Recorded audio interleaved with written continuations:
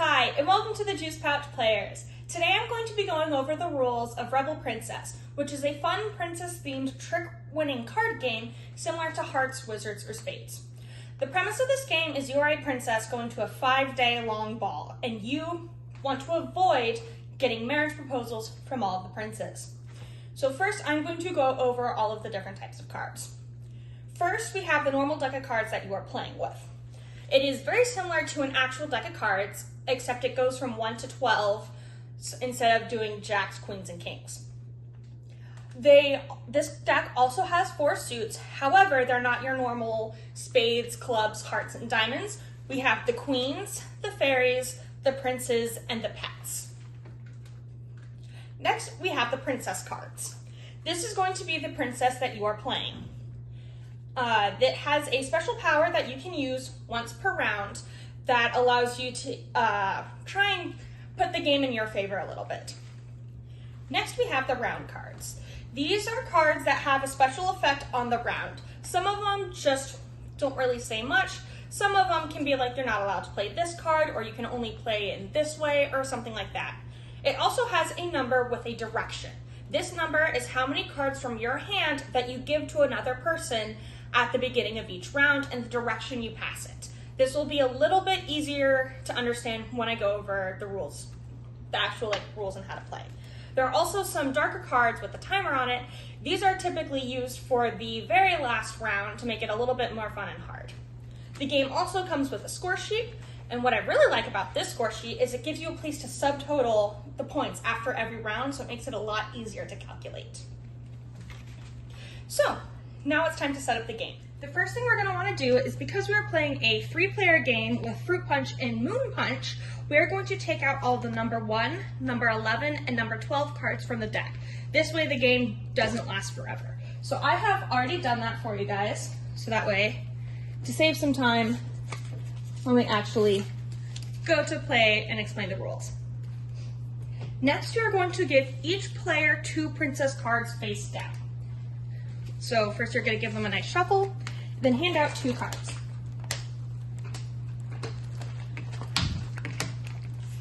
Each player is then going to look at their 2 cards and choose which princess they want to play. I have gotten the Little Mermaid and the Pea Princess.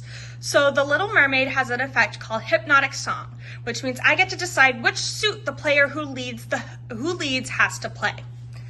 This I can only use once per round. Keep that in mind. The Pea Princess has 5 more minutes. Before a trick, declare that the other players must play a number higher than 5 if they have one.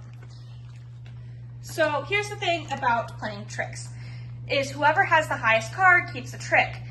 And if you have any princes in your hand, that is points, and you do not want points. So that card can be super helpful. So I'm going to keep the Pea Princess for myself. But we are going to turn this face down. Moon Punch and Fruit Punch, I'm just going to pick at random, just to make things a little bit easier. Once everybody has chosen their princess, everybody reveals who they have on the count of 3. So 1, 2, 3, we all reveal our princesses. So I have picked the Pea Princess, as you guys know. We have Moon Punch, who is Mulan, which has camouflage. And Fruit Punch is Scheherazade, which has Barter in the Bazaar. Next, we are going to do the round cards. A typical game lasts 5 rounds. However, if you want to play a shorter game, you can only do 3. What you're going to do is take the normal gray round cards, give them a nice little shuffle, and then place 4 of them face down onto the table.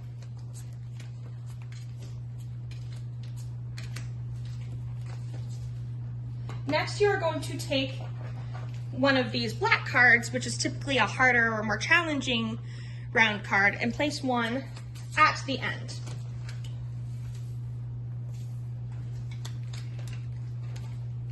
The last thing you are going to want to do is shuffle and deal out your princess cards. I have already shuffled them, but I'm just going to give them a quick flip through, and you hand out the entire deck. So you just keep giving everybody cards until the whole deck is gone. For this game, you're going to want to keep your cards a secret. You do not want to show anybody your cards.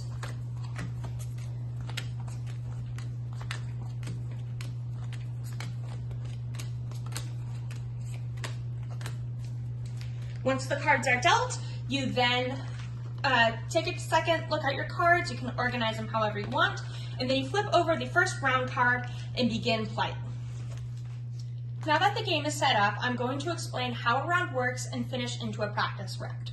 It is important to note that you want to keep your cards a secret. You do not want to have them laying out like this. The only reason I have them laying out is so that way I can show you guys how the game works.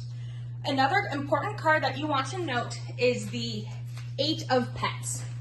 This one, if you notice, has 5 crowns, 5 like skull crowns on it.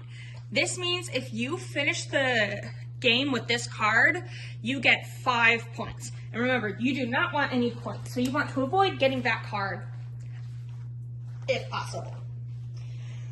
The first thing you're going to want to do is flip over the round card and do what it says. So we have flipped over Once Upon a Time. So that means we do not have a special rule for this game. Most cards do have a special rule. Like, for example, Midnight Makeover. Fairies are wild and must be played if you are void in a suit. Being void in a suit means you do not have that card in your hand. If you have any questions on how the rules work or need a little bit more of an explanation, there is a letter in the top corner of the cards. This associates to a page in the rule book where you can read a little bit more to understand what's going on, if there's any like special tricks with the card or anything like that. Next, you're going to want to do the trading. So here we have we need to give 3 cards to the person on our right. For my strategy, what I like to do is I like to hand off the higher numbered cards. That way I can start with low cards to help me guarantee that I'm not going to be winning any tricks. Because while it is okay to win a trick, you do not want to win a trick with a prince. The prince is what gives you points. So I am going to get rid of my 10 of princes, 10 of queens, and my 9 of pets, and I'm going to give them over to Fruit Punch. Fruit Punch is really nervous about that 8 of pets, and is going to get rid of that, as well as 2 of its princes. It does not want to risk having to keep those points later on in the game.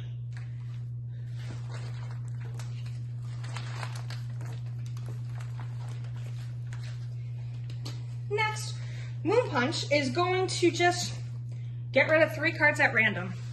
It doesn't really have a strategy going into this, so I'm just gonna pick some cards and hand them over to me.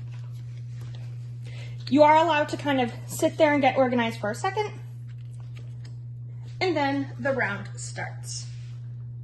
For this practice round, we are only going to be playing 1 full round, so I got rid of the rest of the round cards just to leave more space on the table.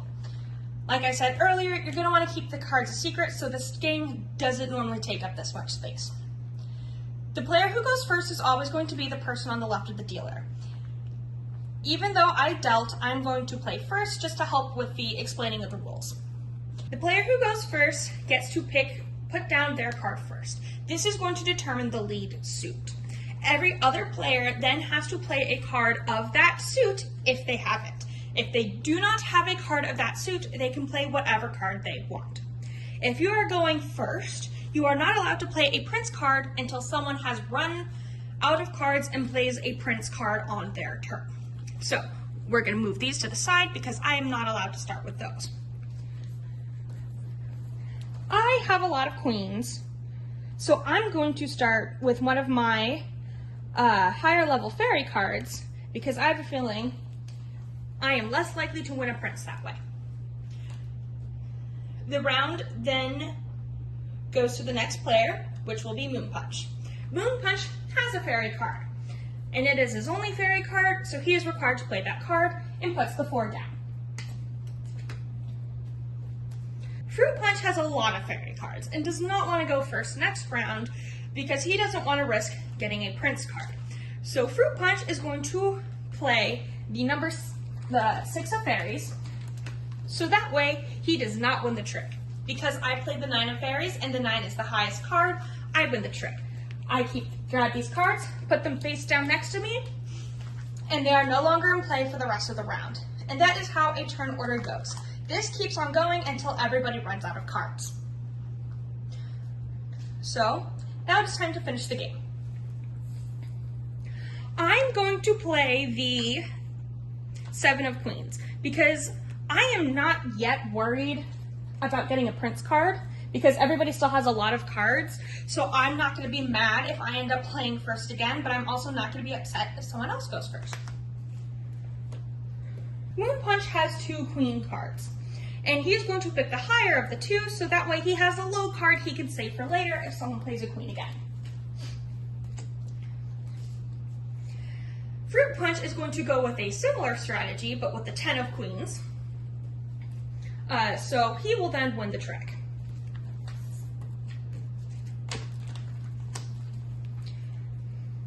Fruit Punch is then going to play the 9 of Pets. It is important to note that whoever wins the trick goes first for the next turn sequence. So now it is my turn. I am going to play the 6 of Pets. And Fruit Punch is going to play the 8 of Pets. Fruit Punch was not that smart because she played a card that is higher than 8, which means not only does she win the trick, but she also wins the 8 of Pets, which is 5 points for Fruit Punch. Fruit Punch is now going to go first, learn from this mistake, and play the 3 of Fairies because it is a very low card. I am going to then play the 5 of Fairies because that is the only fairy card that I have. Moon Punch does not have any fairy cards anymore, and so what he's going to do is he is going to play a Prince card to get that out of the way. So, because I have the highest card, I win the trick, and I also get 1 point because I have a Prince. Now that Moon Punch has played Princes, whoever is starting the turn sequence is now allowed to start with a Prince card. I, however, do not want to do that, and I'm going to play the 3 of Queens. Moon Punch only has a 4 of Queens and is going to play that, and Fruit Punch only has an 8 of Queens and is going to play that.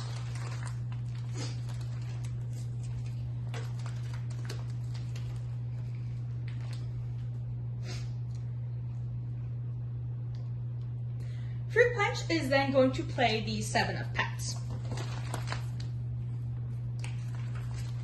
I only have 1 pet card left, so I'm going to be playing the 2 of Pets. Moon Punch is going to play the 5 of Pets because he realizes there's not a lot of pet cards out there and he doesn't want to be stuck with a bunch of princes. So that means Fruit Punch gets the trick.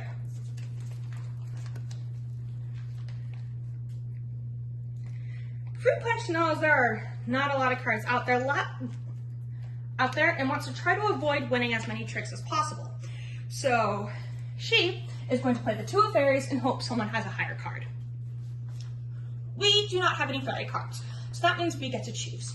My strategy is if I don't have that suit, I pick my highest cards. So that way, if I end up picking the lead suit in the future, I am less likely to win that trick and get princes.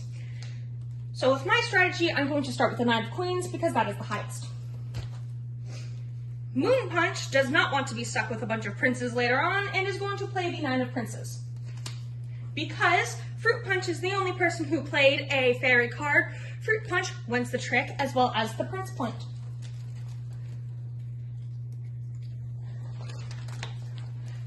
Fruit Punch once again does not want to be stuck with the lead suit and is going to be playing a 2 of Princes to try and get that pressure off of her.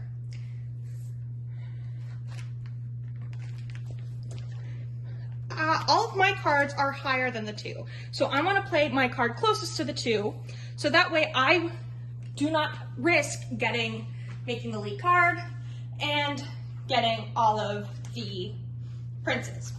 Moon Punch knows that he is going to get all of the prince cards because both of his cards is higher. So he's going to place the higher of the two, so that way he doesn't get it. He doesn't have to get it again, and now has 3 points. He is then going to play the 10 of pets, so he can get those high cards out of the way. Fruit Punch also does not want to have any of the prince cards left, and is going to play the 10 of princes. Following my strategy of playing the highest card, I'm going to play the 7 of princes. That means now,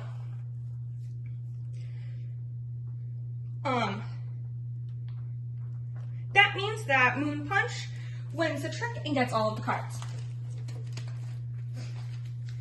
Before Moon Punch plays their next round, I'm going to use my ability for my princess, which means that everyone must play a card that is a 5 or higher, which means Moon Punch has to play the 5, of princes. Fruit Punch has, all of Fruit Punch's cards are above the number 5, so she can pick whatever she wants. They're all fairies, so she's not going to win it, so she's just going to put the 10 out there. I do not have to follow this rule, so I'm going to play my 4 of princes to get that card out of the way. That means Moon Punch gets the trick.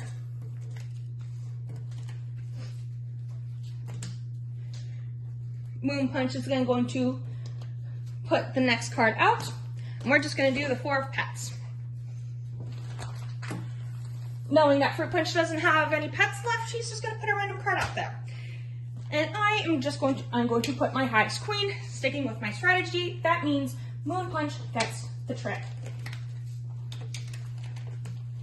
And then everybody puts their last cards out there.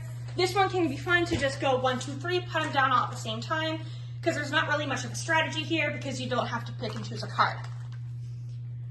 Because Moon Punch was supposed to go first, he wins the trick. And that is how you play a round. Next is tallying the points. When tallying up the points, you count the number of princes that you have, and if you have the 8 of frogs, you add 5 points to your total. So I'm going to count my points. So I only have 1 prince, so I only get 1 point. Moon Punch has 1, 2, 3, 4, 5, 6, 7 princes and gets 7 points. Fruit Punch has the 8 of pets and 1 prince and gets 6 points. Because I have the lowest number of points, I win the round. Whoever has the least amount of points at the end of the game wins the game. If a player happens to win all of the prince cards and the 8 of pets, they are what is called the rebel of the ball, and they get negative 10 points to their score sheet. This can be, in my personal opinion, very, very difficult to do. So this is something you're going to want to watch how everybody is playing to try and do. Rebel Princesses also has a Happily Never After expansion, which comes with 2 more princesses and a few more round cards. And that's how you play Rebel Princess. Thanks for watching, and I'll sip you later.